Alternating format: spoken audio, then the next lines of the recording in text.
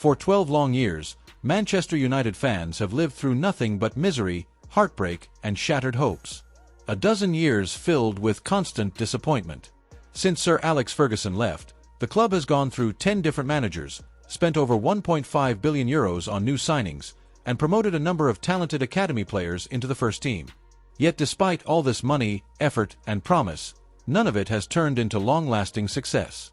The decline has been studied by analysts, journalists, and statisticians all over the world, but nobody has been able to fully explain how a club once known for greatness has now entered the darkest era in its history.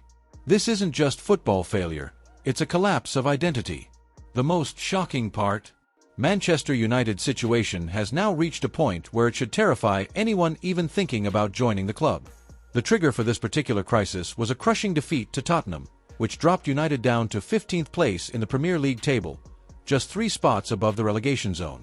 Think about it, Manchester United, a club that has never been relegated in the Premier League era, flirting with disaster.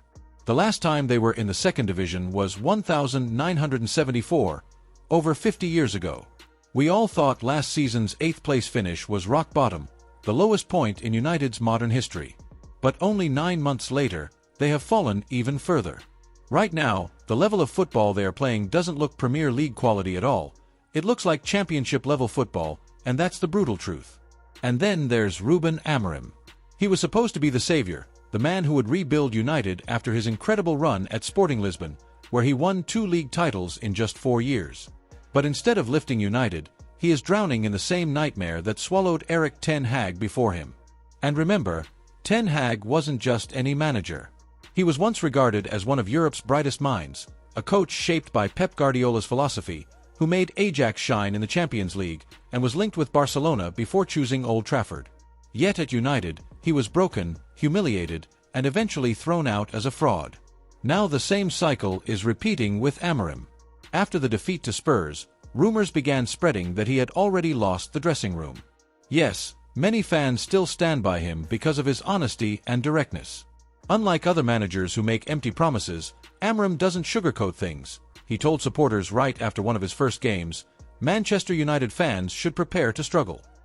After another defeat, this time against Newcastle, he even warned about the possibility of relegation, saying the club needed a shock to wake up. Imagine that, Manchester United, the biggest club in England, needing to be reminded about survival. This isn't just bad form anymore. It's a club-wide crisis. A collapse of leadership, culture, and belief. And unless something truly dramatic changes, Manchester United's downfall might not stop here, it could get even worse. I'm responsible. I don't like to arrive here and make excuses. I think people are tired of excuses in this club, and I think sometimes I talk about relegation because of that. I think our club needs a shock, you know? Now let's talk tactics, because one of the boldest, most controversial aspects of Ruben Amorim's time at Manchester United hasn't been about transfers or press conferences, but his actual tactical shape on the pitch. The question is the system itself flawed, or are individual players simply failing to execute it? Let's analyze Spurs' goal from the other day. Rodrigo Bentancur swings across toward the far post, finding Heung-min Son. Son wastes no time. He delivers the ball straight into the most dangerous part of the penalty area, right around the penalty spot, where young midfielder Lucas Bergville is waiting. And here's where the alarm bells ring. Why on earth is that area unmarked? That zone is one of the most lethal spaces in football. Any professional side knows you can't leave it exposed. Now watch Casemiro. On Bentancur's cross, instead of aggressively picking up a runner or cutting off the danger, he just jogs into the box, covering absolutely no one. Then, when Bergville receives the ball, Bruno Fernandes abandons his man, Dean Kulusevski in this case, in a desperate attempt to fix Casemiro's mistake. But by then, the damage is done. Spurs slice United open, and James Maddison finishes the move. Think about it. From the very start of Spurs' attack to the moment the ball hit the net, Casemiro, one of the most decorated defensive midfielders of his generation, was covering air. And this isn't just anyone. We're talking about a man with 5 Champions League titles, countless La Liga wins, a Real Madrid legend. Yet here at United, he looks lost, slow, and unable to handle even the basics of defensive responsibility. Jamie Carragher said it bluntly last season, Casemiro isn't cut out for the Premier League anymore.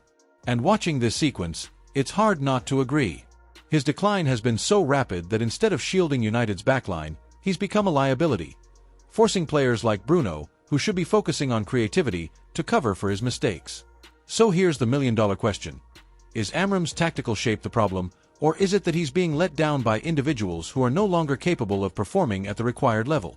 The Spurs goal showed us one thing loud and clear. You can have all the tactics in the world, but if your leaders on the pitch switch off, the system collapses.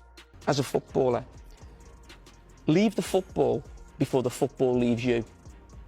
The football's left him. At this top level, he needs to call it a day at this level of football and move. So yes, in the Spurs game, the immediate blame falls on Casemiro. But let's not kid ourselves, Amram can't escape criticism either. From day one, he came into Old Trafford with a bold tactical vision, and that vision was a 3-4-3 system, a formation that Manchester United's squad was completely unfamiliar with.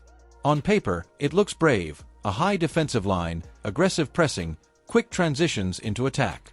But football isn't played on paper, and the reality has been far uglier. Why? Because a system built on speed, recovery, and discipline doesn't work if your defenders are too slow to cover the gaps.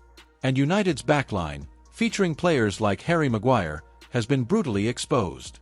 A single long ball behind them, and suddenly, chaos. The Spurs game showed this perfectly. James Maddison launched a simple ball over the top, and Son Heung-min had acres of space to run into. That wasn't brilliance from Spurs, it was an obvious weakness waiting to be exploited. Now, to be fair to Amram, United aren't struggling to create attacks. Against Tottenham, they put together at least 4 genuinely good build-ups in the second half alone. Alejandro Garnacho even found himself in a golden position, but fired straight at the keeper. And here lies another part of the problem. United aren't finishing their chances. According to the stats, they've already missed 43 big chances this season, ranking 7th in the league for wastefulness. Garnacho alone has fluffed 11 big chances, making him the club's most ineffective attacker in front of goal. So yes, Amram's system produces openings, but if his players can't put the ball in the net, then all that hard work collapses into frustration. And it's here that we see one of Amram's boldest calls. He exiled Antony. Remember, this was supposed to be Ten Hag's crown jewel, the €100 million winger brought from Ajax in 2022. But 18 months later, with just 6 league goals to his name, Antony was nothing short of a flop. Amram gave him only 57 minutes before cutting him loose. A brutal decision, but maybe a necessary one. Because when you inherit a broken squad, it's your job to test every single player. Antony failed that test. And while Amram deserves credit for being decisive, he's now facing the brutal truth. Changing the system doesn't matter if the players are incapable of executing it. And here's where it gets downright embarrassing for Manchester United. Take Antony. Under Amram, the winger barely saw the pitch, averaging just 8 minutes per game in the Premier League. How on earth can you judge a player's impact when you don't even give him a proper chance? By January, it was clear. Antony was finished at United. He was shipped off to Real Betis on loan. And what happened next? He exploded. In just 4 games in Spain, Antony scored 3 goals, added an assist, and picked up 3 Man of the Match awards. To put it into perspective, 1 more goal contribution and he will have equaled his entire tally for the 2023-24 season at United. And here's the kicker. The Brazilian actually scored more goals in February alone than Manchester United as a whole. Let that sink in. Sometimes, all it takes is escaping a toxic environment to unlock your true potential. And then there's Marcus Rashford, one of United's biggest homegrown stars of the last 15 years. Instead of reviving him, Amram clashed with him. Internal issues, fallout behind the scenes, and in just 2 months, Rashford was gone.